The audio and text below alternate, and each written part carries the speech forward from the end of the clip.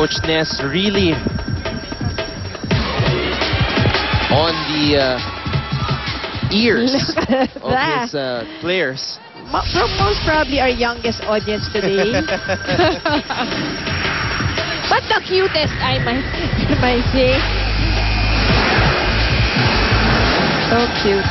Yan talaga in volleyball. You have the young and the old who enjoy the game. Coach Ness continues to bark out instructions on his feet. We usually see him just sitting down, but this is a different Coach Ness we're seeing this afternoon. And now FEU leaves a open spot on their defense. Everybody was just staring at that ball. You know, Coach Ness knows that he has a chance in this game. That's why he's not sitting down and trying to hold on to his dear life and the lead in this fourth set. And he's coaching against his former player. Step by step, he's there. And it's working, Anton. Whatever it takes. Napakalaking bagay ng pagtayo ni Ness dyan sa sidelines. 17, serving 9, Giselle C. 17-9. And I don't know if LaSalle has ever been down by this much in this season. Look at them. Go 1-2, counting, and a pancake save by Giselle C. What a perfect example of a pancake save. I was really surprised by that. Oh, and Galang with that cross-court hit. A very powerful one from the teamer. 10. Finally puts a stop to the bleeding in a Mika Esperanza. sort of quiet Coach Ness for a while. But he's Just still for there. a short while. He's still there. He's barking out instructions. Oh! Rojas on another powerful kill. I think this is the most animated and energetic I've seen Coach Ness. And instructional volleyball you've seen in the UAAP. May count pa eh. Oh, 1, 2. Oh. That's why we invite you guys to come over here and watch the games live. It's so much fun. Even Morada hyped up. Look at this. Picture perfect for Micah Morada. Coach Ramil calls for time. Nagbigay kayo ng over kayo ng bola. Gumalaw dito, gumalaw dito, gumalaw dito. Hindi po pwedeng nandiyan lang tayo sa gitna lahat. Tapatan niyo yung tao niyo. Kanya-kanyang tao. Pass play eh. Hindi po pwedeng naghahabol tayo. Pag hinabol natin, hindi natin naabutan. Tapatan niyo agad. Okay? Tapatan. Pagkalaki na lang free ball, abangan tong gitna. Abangan tong gitna. Kung dalawa spike at tingnan niyo mabuti. Kung saan pupunta, saan dadalhin ng setter. Basahin ng setter. Huwag mo madali. Tapos na lang. Tandaan niyo yung kalaban niyo, nag-aantay ng palo yan. Palo inaantay nito. Again, since the first set, yan nang nire-remind ni Coach Ramil is you read your opponent. You have to read it. Huwag ka magmadali. Don't anticipate. Kailangan, lalo na sa blocking, lalo sa defense, kailangan yan parang ano yan eh, tao-tao. So it's easier to move left and right. Basta for sure you have one blocker to that spiker. That time, a power tip by Abigail Maraño. But she will move to the back row here.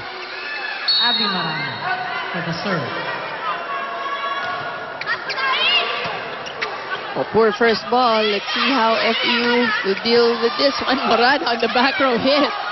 Sharp hit from the back row by Micah Morada. It's a back set. Baniel.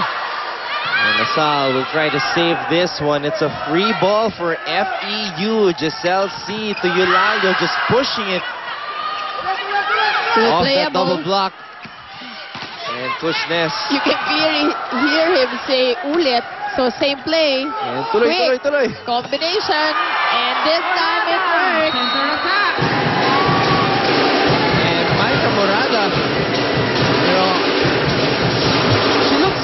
shape. Was injury plagued last season, but after those 2 last hits, you could see her kind of stumble a little bit.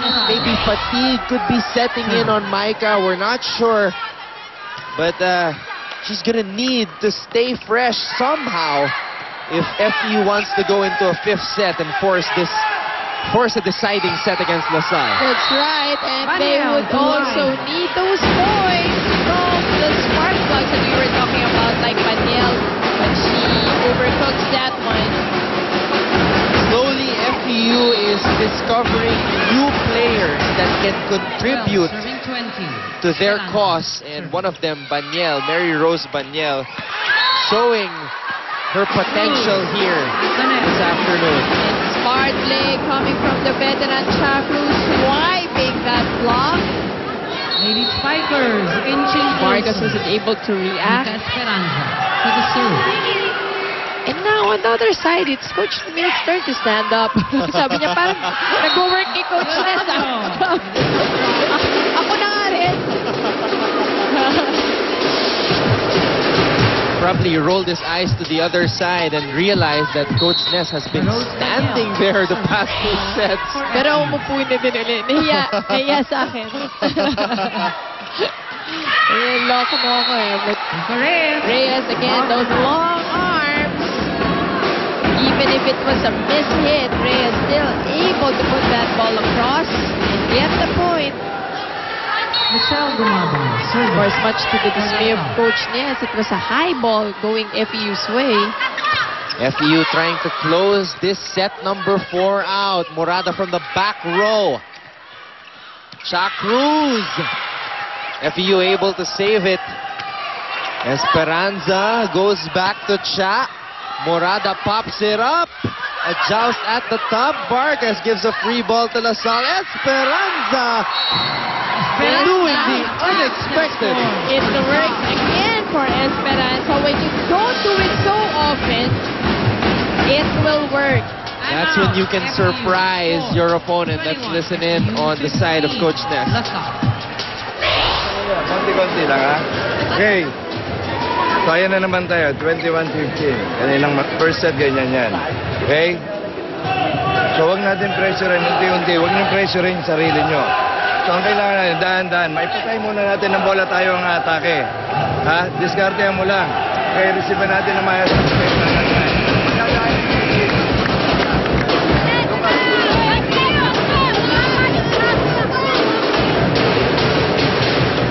Sometimes when you're so close to closing out a set, that's when it becomes so hard also. Yes, you get rattled, you're in a hurry, which is supposed to be not the case.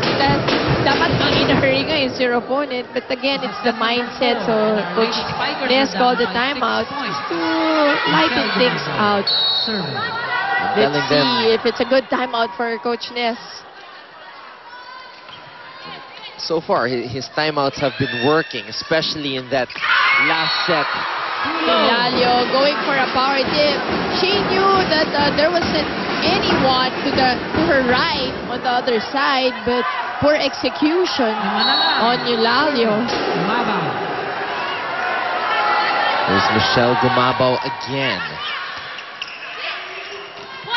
Vargas. So that's a net block. Good call by referees. Net block by Vargas. So 2 errors, back-to-back errors. So LaSalle slowly crawling back here. Via the errors of FEU. And FEU already limited their errors in the last set. But Vargas says, let's put a stop to that. And gets another point on the same spot, zone 1. As you can see, it once again, down the line hit, nobody home for De La Salle. Esperanza apologizing for that one, but Vargas, knowing that Esperanza small, just putting it over her.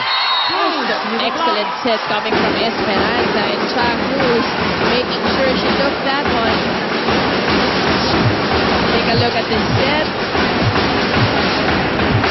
These are the best sets. Yung hindi gumagalaw yung bola. for The LaSalle. nicest to spike.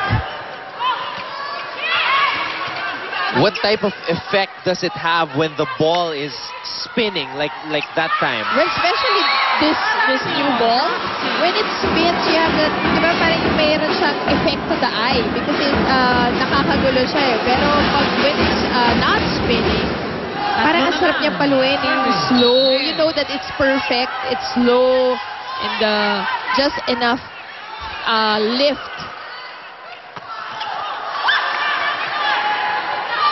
Chacruz. 22-19. Vargas finds the seam in the defense of De La Salle. FEU needing just 2 more points to put this game in full stretch. Rosebud service. Talaga si Coach Ness, hindi na umupo. Hindi na talaga. It has worked for him. Oh. Saved by Galang. Morada. Morada trying to go for it, to ask for a check. No goal. But Morada was in the zone on that move. And it's really an advantage for FEU having Morada and Rojas in front. Charlene Cruz for LaSalle. Oh! Great dig there by the libero of LaSalle. I think that's Rochelle Season. Agno on the dig on the other side. Well, Rochelle Season being given some time here. Agno again all over the place. Morada! And Well played shot. FEU winning that point via poor defense. But I'm really feeling that fatigue may be setting in on Micah Morada because right after this, she was pretty slow to get up. She's gonna need to get her second win because FEU might just send this into a 5th and deciding set. Set point for the Lady Tams. Can they get it here? The LSU holding on, but they have to play perfectly.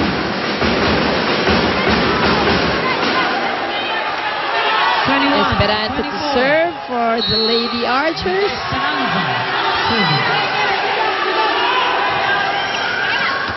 Paniel, Rosemary Vargas. This is going to be a free ball for DLSU. Esperanza back set, a joust at the top. What a rally we're having here. Morada, can she close it out? No, not yet. Esperanza back set. I was going to say, great job by Esperanza giving it to the back set to Kumabaw. Coach Ness needs another timeout. 24, FEU 22. Relax. Tatlo yung spiker mo, G. Okay? Ikaw to. Permissive muna tayo. Pailitin natin pumunta sa gitna. Ha? Okay. Maika. Sino to? Bicol. May. Pagalawin lang. Dumiskarte ka lang. Mamili. Ihatakin mo ron sa may tulak sito. Hatakin mo ron sa tulak sa dulo.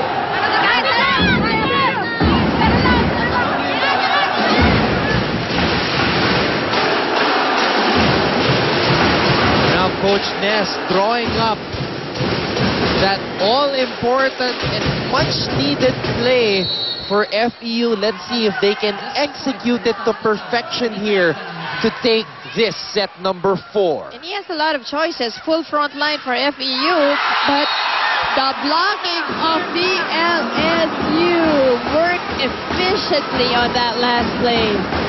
And I think Coach Ness knows that Micah may be tiring out here. He looked to the players on his bench.